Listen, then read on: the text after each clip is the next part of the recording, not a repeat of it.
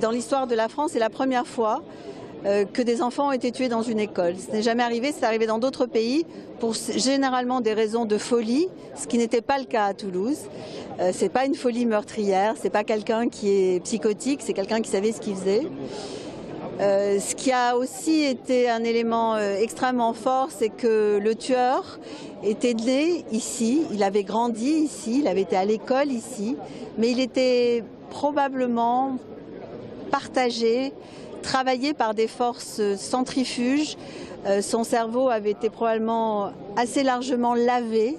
Il était dans une dérive sectaire qui n'a rien à voir avec la religion qu'est l'islam, qui a à voir avec un instrument politique qui est le radicalisme islamiste, puisqu'en fait il a tué des gens qui étaient différents de lui parce qu'ils ne pensaient pas comme lui, qu'ils soient des militaires français ou des juifs français. Il a tué des gens qui ne lui ressemblaient pas. Et donc si on ne peut pas vivre dans un pays à côté de gens qui ne vous ressemblent pas, c'est qu'il y a un gros souci. Et donc c'est cela que nous devons défendre, la possibilité de vivre dans un pays à côté des gens qui ne partagent pas entièrement votre point de vue, mais que l'on se doit de respecter et si possible d'aimer. La religion musulmane ne prêche pas la haine, ni le rejet de l'autre. Au contraire, moi je ne me reconnais pas à ce qu'il disait Mohamed Merah. Pour moi, c'est quelqu'un d'autre qui ne représente pas les musulmans et ne représentait que lui-même, tout simplement. Nous, on est avant tout solidaires avec la nation, pas avec le communautarisme. Malheureusement, aujourd'hui encore, on trouve des groupes extrémistes de tous bords, mais sont minoritaires.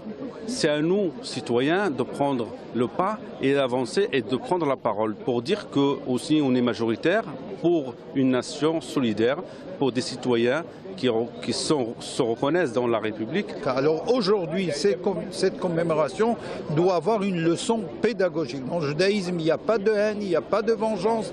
Par contre, nous souhaitons qu'il y ait un avenir radieux où tout le monde puisse vivre ensemble et tout le monde puisse évoluer dans la paix, dans l'harmonie, dans la compréhension de l'autre, si autre il y a. Constatons qu'il y a une montée de plus en plus de l'antisémitisme, pas seulement dans notre pays, mais même dans l'Europe actuellement tout entière.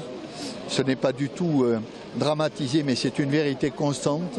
En Hongrie, en Norvège, dans des pays qui jusqu'alors ne semblaient pas atteints par cette peste. Nous nous adressons essentiellement aux jeunes, car nous considérons que c'est là où le message doit passer actuellement. Et de surcroît, puisque nous avons une vocation internationale, je me permettrai de dire que nous créons actuellement, sous mon égide, des sections de la LICRA à l'étranger. Nous venons de créer à Barcelone, ce qui sera d'ailleurs une ouverture en même temps, une ouverture dans le cadre de l'amitié entre l'Espagne et la France, une section de la LICRA à Barcelone, en Catalogne. Nous sommes présents partout où nous le pouvons. Nous estimons qu'actuellement, les associations antiracistes ont un rôle très fort à jouer et j'insiste pour mon association propre à dire que comme elle est pluraliste, elle peut être en même temps ouverte, si vous voulez, à beaucoup de sujets et à beaucoup de messages.